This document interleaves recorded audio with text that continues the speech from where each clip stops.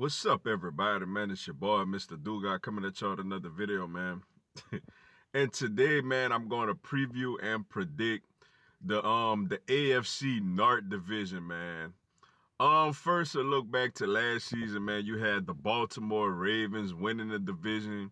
You had the Pittsburgh Steelers finishing second, the Cleveland Browns finishing third, and the Cincinnati Bengals finishing last. With the Baltimore Ravens, man, obviously, it kind of got off to a little bit of a shaky start, with their longtime quarterback, Joe Flacco, out there. And then John Harbaugh was actually on the hot seat, and he pulled the trigger and he put the exciting rookie Lamar Jackson out there, and it provided a spark to that football team. And not only did they eventually turn it around, but they eventually won the division and got into the playoffs. And their defense played very, very well last season also. But in the wild card game, man, they came across the Los Angeles Chargers, who completely stifled their offense all the way up until like the fourth quarter, when Baltimore actually made a nice little run, to make the game competitive. But, the Chargers ended up closing it out and sealing the deal. Then the Pittsburgh Steelers, or should we say as the world turns. Like, that was a soap opera over there last year, man. First off, you got Mr. All-Pro, All-World, everything running back, Le'Veon Bell, flat out sitting out the whole season because he didn't get the contract that he felt like he deserved. Then, at the end of the year, you got the whole issue with Antonio Brown, basically like, man, get me out of here. You got Big Ben criticizing them, against after the Denver game. And, there was reports that before the last season, they had a little incident, and Antonio Brown basically was sat for the game, and he was like, get me out of here. Then you got him going after Juju Smith-Schuster. Man, it's just a whole lot of mess going on over there, man. As last year, on a bright spot, Juju did play well, took a step up. And James Conner, even though he got banged up toward the end of the year, he stepped up really nicely into the running back role for Le'Veon Bell. And, yeah, man, and they missed the playoffs, Then you also had the Cleveland Browns finishing third, and there's life now with the Cleveland Browns, man, as Tyrod Taylor was out there starting at quarterback, and it got real, real ugly when they took on the New York Jets on a Thursday night game. And then came number 1 overall pick Baker Mayfield, man, and he just brought life to this whole team, to this whole organization. As they had a really solid season. They missed the playoffs, but they had a real solid season for something to build on for the future. Nick Chubb did his thing at running back. Jarvis Landry was handling his business as receiver. Myles Garrett was a terror on the defensive side of the ball. They had a really good ending of the season as they also, promoted Freddie Kitchens to offensive coordinator, and now he's the head coach calling the whole shots.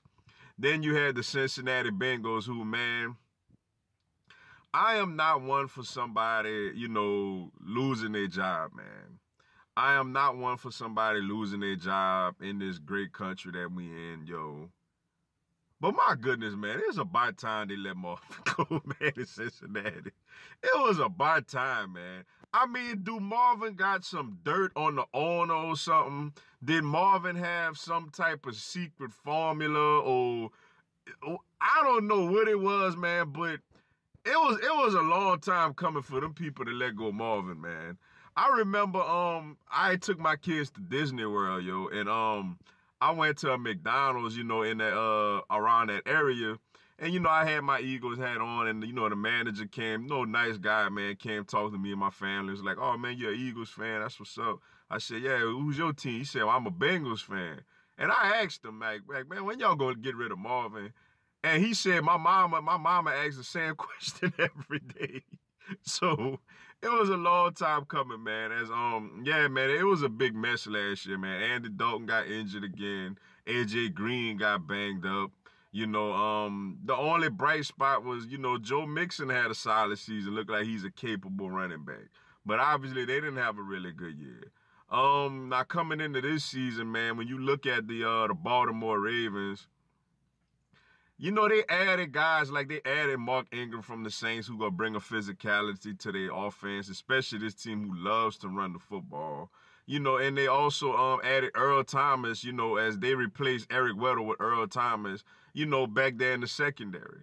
With them, man, I worry because, you know, they lost Terrell Suggs, man. Even though obviously he's not the player he once was, but he was a big-time leader for that defense. And more importantly, they lost C.J. Mosley, yo, who was a big-time linebacker for that team, man. So I'm a little concerned about Baltimore. And then with Lamar Jackson, as great of an athlete as he is and as much excitement as he brings to that organization, I mean, it kind of got exposed against the Chargers, man. I don't care how fast you is. I don't care how much you run the ball.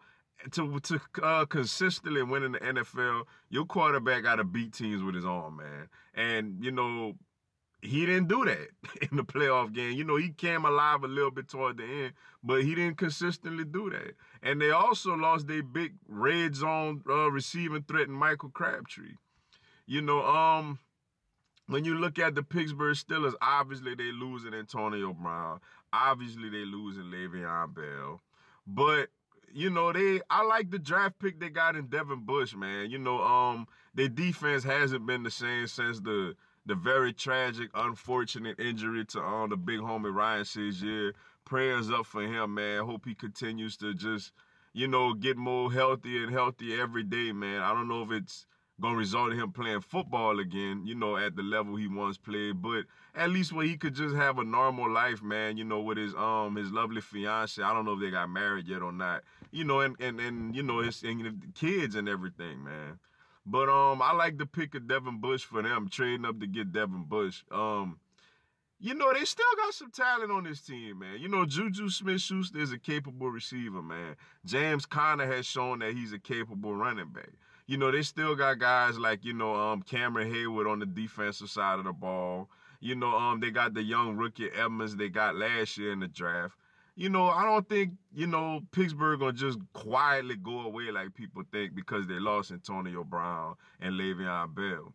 Then when you look at the Cleveland Browns, a.k.a. the 92 Dream Team, this team is loaded talently, man. They traded for Odell Beckham Jr., yo. Arguably one of the best receivers in all of football. You pair him up with Jarvis Landry. You know what I'm saying? You also got a receiver along Antonio Callaway, who, you know, as long as he keeps out of trouble, he's a very, very talented wide receiver. You got a big-time physically gifted tight end in David Njoku. Not only do you have Nick Chubb running the ball, but after week 10, you got the very talented, you know, though controversial Kareem Hunt running the football. Defensively, not only do you got Myles Garrett, now you add Sheldon Richardson in that interior of the defensive line. You got Olivier Vernon on the other end rushing the passer. You know, and I like the pick with the big homie Greedy Williams, man, to go on the opposite side of Denzel Ward. This team is stacked and loaded, and not to mention you got Baker Mayfield, a young, braggadocious, swagged out quarterback throwing the ball. You know what I'm saying? And then when you look at the Cincinnati Bengals, man, they got a little tough luck today, actually, with their first-round pick, Jonah Williams, is going to miss the whole season. Like, that's just so unfortunate for him, man. But they got a new head coach, man. I can't remember. I forget his name, but I know he came from the Rams, yo. He's supposed to bring an innovative offense over there. The Bengals got a little more talent than people think, man. You know, I'm not high on Andy Dalton like that, but a healthy A.J. Green is a beast. You know, Taj Boyd is a pretty good wide receiver. A healthy Tyler Eifert is a really good tight end. You know, and you got Joe Mixon back there. It's a really good running back. You still got Geno Atkins. You still got, you know, guys like Kirkpatrick in the secondary. You know, they lost Vontaze Burfict, which I'm sure they probably was glad they finally got rid of him. But this team still has some talent over there, man. You know, when I look at this division, man, my prediction for this division, I'm going to go with the Cleveland Browns to win this division, man. I just think they're just too talented. Like, Granted, I know they ain't got a history of winning and stuff like that, but this team, you know, just has too much talent, man. They by far the most talented team in this division. So I'm gonna roll with the Cleveland Browns to win this division. I'm gonna pick the Pittsburgh Steelers to finish second, man. I believe in Juju. I believe in James Conner. You know, Big Ben, man. He's still obviously a pretty good quarterback. I love the signing of Devin Bush, man. I think their defense is gonna start, you know, getting a little better. So I like the Pittsburgh Steelers to finish second. Um, you know, this may be surprising. I'm going to go with the Cincinnati Bengals to finish third, man. I just think, you know, with this new coach, you know, with this new offense, with A.J. Green, I look for a big year from A.J. Green, you know, with Joe Mixon out there and still some really good personnel defensively.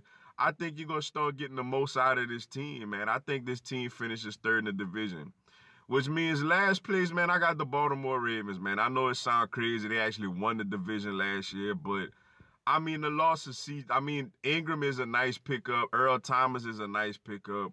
But, man, the loss of C.J. Mosley on the defensive side, man, and Terrell Suggs' leadership, you know, in a red zone threat like Michael Crabtree. And to be honest, man, not to say that he can't, you know, eventually get better. Right now, I really don't believe in Lamar Jackson as a passer. I believe teams are going to load up and stack the box for him and Ingram running the ball and force him to beat you with his arm down the field, which I don't think he's great at that right now. And they don't have a lot of great receivers. You know, they got a first-round rookie in Hollywood Brown, but, you know, he's a smaller guy. You know, he's smaller, you know, so I don't know. I think the Baltimore Ravens finished last in this division, man. Once again, I got the Cleveland Browns winning the AFC North. I got the Pittsburgh Steelers finishing second. I got the Cincinnati Bengals finishing third, and I got the Baltimore Ravens finishing last place in this division, man. But with that being said, man, that's all I got for y'all today. Appreciate y'all checking out the video. Go and give me a subscribe, man. I'm gonna have NFL content, man, throughout the year. Y'all have a blessed one. Fly, Eagles, fly.